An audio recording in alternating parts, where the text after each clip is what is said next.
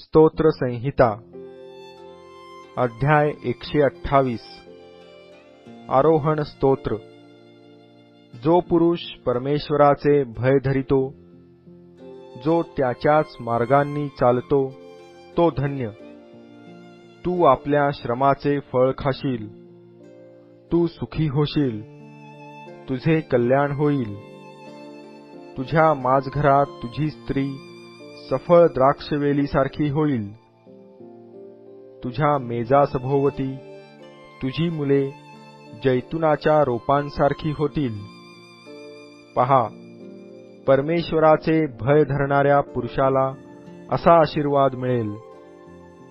परमेश्वर सियोनेतून तुला आशीर्वाद देवो आणि तुझ्या आयुष्याचे सर्व दिवस यरुशलेमेचे कल्याण तुझ्या दृष्टीस पडो।